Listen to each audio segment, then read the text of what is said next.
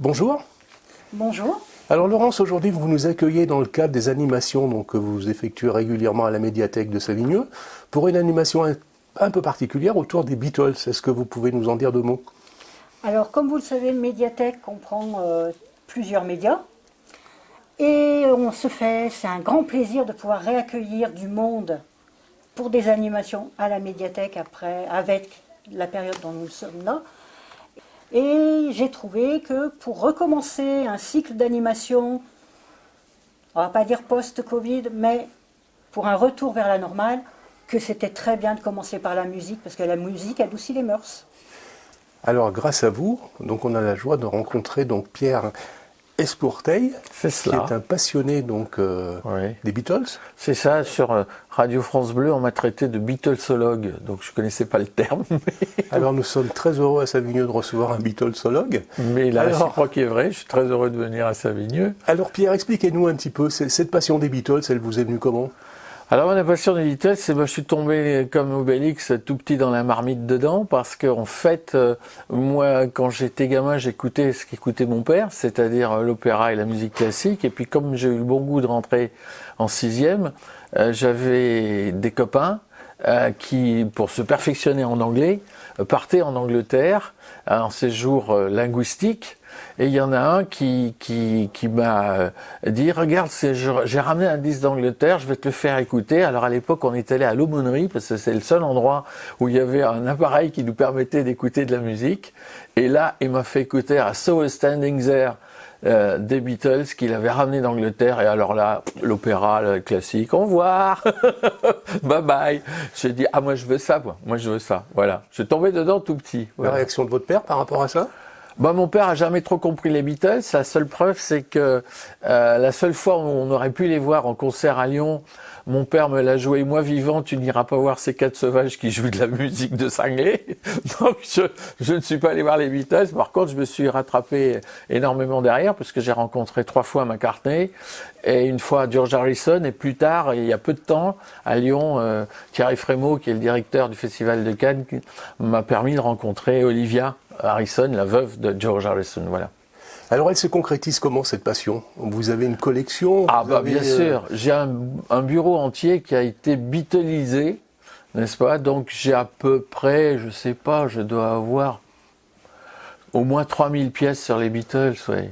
Ouais, entre les disques, les posters, les badges, les CD, les cassettes, les DVD, enfin, j'ai le tapis, les mugs, enfin voilà, j'ai le tapis de souris Beatles, enfin voilà, j'ai tout ça, ouais, à peu près. Ouais. Une pièce dédiée chez vous? Une pièce entière, tout mon bureau entier est à la gloire du groupe de Liverpool, oui. Votre souvenir le plus fort que vous ayez avec, c'est peut-être ces rencontres dont vous parliez tout à l'heure? Oui, McCartney, parce que moi j'avais été prévenu, alors j'ai eu beaucoup de chance parce qu'après j'ai fait mon métier dans la musique et entre autres dans le disque. J'aurais pu prendre le javelot qui était sympa aussi, mais j'ai choisi le disque. Et donc j'ai travaillé avec des artistes de très près, et Laurent Voulzy m'avait prévenu, il m'avait dit, méfie-toi, tu vas rencontrer McCartney, quand tu rencontres McCartney, t'es tout petit dans tes chaussures. Et j'ai rencontré 3 fois McCartney, et les 3 fois je suis passé du 42 au 38, après du 38 au 36, et du 36 au 28. Donc j'ai vraiment raccourci au niveau de la taille de chaussures, parce que en plus il est adorable. Il est super gentil, on fait une photo, elle est ratée, on la recommence, voilà. J'ai eu moins de chance avec Harrison, qui était moins facile à aborder, voilà. Vous nous dites que vous en avez fait votre métier, c'est grâce à eux? Oui, oui, c'est grâce à eux, absolument, puisque après, je vous parle de ce qui est arrivé en 6e, mais ça s'est après prolongé, aggravé avec le temps. Et là, quand mes copains voulaient devenir médecin, docteur ou explorateur ou sauveur de planète, moi je voulais être le 5e Beatles. Il n'y avait rien d'autre qui m'intéressait, c'était clair. Et en fait, je suis rentré effectivement, j'ai terminé mes études, je suis rentré en fac de droit, ça m'intéressait fort moyennement, et j'ai eu la chance de ma vie, je suis rentré dans un magasin de disques comme client et je suis ressorti comme vendeur. Et à partir de là, toute ma vie a changé. Après, je suis devenu mon propre disquaire. Après, j'étais trésorier des disquaires de France. Après, j'ai ouvert 10 Fnac en France. Et après, j'ai fini sur les Champs-Élysées, au-dessus du Planète Hollywood. On était 110. J'ai fini directeur régional de l'agence Ferry-Klein-Berman. Et on était 110 à gérer 600 artistes, dont Cabrel, Goldman, Lara, Woolsey, Scheller. Et donc j'ai rencontré 3 fois McCartney dans mon cadre professionnel. Et je travaillais aussi pour Shadé, que j'ai jamais rencontré. Et j'ai rencontré une fois Michael Jackson, qui m'a pas serré la main. Pourtant, on n'était pas en période de Covid à l'époque. Et qui m'a pas dit un mot, mais qui a posé pour la photo souvenir, ce qui était quand même, paraît-il, de sa part, un privilège. Voilà. Cette passion, vous avez souhaité la faire partager. Donc vous animez maintenant des conférences Voilà, alors ça s'est passé comme ça. Je suis maintenant intervenant à l'École des Arts et de la Culture de Lyon. Et j'ai des élèves qui vont devenir les prochains médiateurs culturels. Et parallèlement à ça, on m'a dit, bon, alors c'est vrai que chaque fois qu'ils me branchent sur les Beatles, je sens que je dévie du cours, hein, on sent. Et on m'a dit, mais t'as qu'à préparer, il y a quelqu'un qui m'a incité à préparer des conférences. Et je lui ai dit, mais attends, je vais pas expliquer au public ce que j'explique à mes élèves, c'est-à-dire que les Beatles sont 4 et qui sont nés à Liverpool, parce que ça, le public le sait, les élèves peut-être moins. Ils ont entre 18 et 23 ans ou 24 ans, ils le savent moins.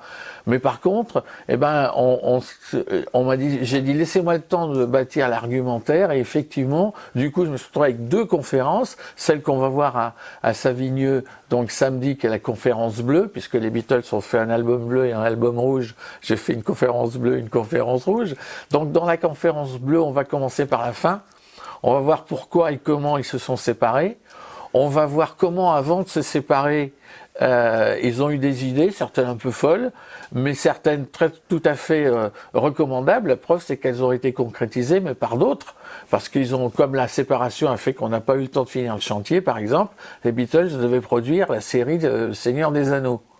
Voilà, ça on ne le sait pas, mais je vais expliquer comment ça s'est articulé. Et puis on va voir aussi comment, dans le détail, certaines chansons très connues, Lady Madonna, Let It Be, Hey Jude, s'adressent en fait à des personnes vivantes, existantes ou ayant existé, et comment tel événement a fait que les Beatles ont été intéressés par ces personnes-là, et ils ont construit une chanson autour. Voilà. Vous nous avez dit votre dernier poste, vous étiez sur les Champs-Élysées. Vous habitez maintenant proche de maintenant je suis Montbrisonnais. Montbrisonnais, donc on va je dire suis presque. Montbrisonnais. C'est dommage, vous auriez pu être Savignolais. Alors je suis pas Savignolais, mais figurez-vous que c'est pas moi qui ai choisi Montbrison, c'est Montbrison qui m'a choisi. En fait, quand j'ai vendu ma maison et que j'ai voulu venir sur cette région, j'ai visité 28 maisons qui ne correspondaient pas au cahier des charges précis que j'avais de la maison de nos rêves. J'étais même prêt à partir sur la Bresse, sur l'Ardèche, voire plus loin, si affinité. Et en fait, j'ai vraiment trouvé la maison qui correspondait à tout, ici à Montbrison. Voilà. Bah écoutez, soyez bienvenus, puis on a hâte de vous retrouver donc samedi soir. Oui.